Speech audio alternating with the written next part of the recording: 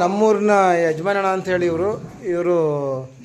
ಇವ್ರಿಗೆ next doctorate award ಕೊಡಬೇಕು. ಯಾಕೆ ಅಂತ ಅಂದರೆ ಅವರು ನೋಡಿ ಈಗ ರಂಗೋಲಿ ಎಲ್ಲ ಬಿಟ್ಟು ಕಳೆದ ಬಾರಿನೂ ಸಹ ನಿಮಗೆ ಇದ್ರ ವೀಡಿಯೋ ನಾನು ಹಾಕಿದ್ದೆ ಅಲ್ಲಿ ಯೂಟ್ಯೂಬಲ್ಲಿ ಎಲ್ಲ ಯಾವ ಥರ ಗೋಮಾತೆಯನ್ನು ರಕ್ಷಣೆ ಮಾಡ್ತಾರೆ, ಅವ್ನು ಹೆಂಗೆ ನೋಡ್ಕೊಳ್ತಾರೆ ಅಂತೇಳಿ. ನಮ್ಮ ಹತ್ರ 10-20 ಕಾರಿದ್ರೂ ಏನೂ ಪ್ರಯೋಜನ ಆಗೋಲ್ಲ.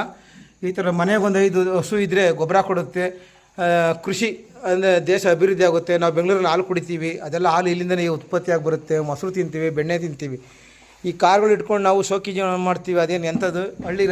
ಹಳ್ಳಿಯವರ ಒಂದು ನೋಡಿ ಹಸಿರೇ ಉಸಿರು, ಹಳ್ಳಿಯವರ ಒಂದು ಶ್ರಮ ಬೆವರ ಹನಿ ಇವತ್ತು ನಮಗೆ ಸಿಟಿಲಿ ಕೂತ್ಕೊಂಡು ನಾವು ಅನ್ನ ತಿಂತಾಯಿದ್ದೀವಿ. ಸೊ ಹಾಗಾಗಿ ಗ್ರಾಮೀಣ ಏನು ಬದುಕು ಅನ್ನೋದಿರುತ್ತೋ ಯಾವತ್ತು ರೈತರಿಂದನೇ ದೇಶ ಉದ್ಧಾರ ಆಗಿರೋದು.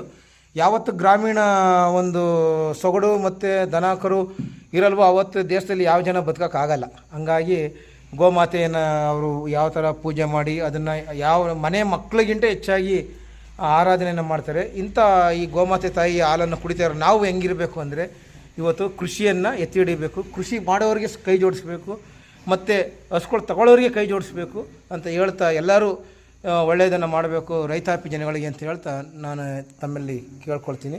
ಸೊ ನಮ್ಮ ಚಂದ್ರಶೇಖರ್ ಇವರು ಯಾವಾಗಲೂ ಇವರು ಕೃಷಿಯಲ್ಲಿ ನೋಡದೆ ಇವರು ಕಡಿಮೆ ಏನಿಲ್ಲ. ಇವರು ಸಹ ನಮ್ಮ ತನಕ ಕಾರುಗಳು ಬೈಕ್ಗಳು ಬುಲೆಟ್ ಎಲ್ಲ ಇಟ್ಕೊಂಡಿದ್ದಾರೆ.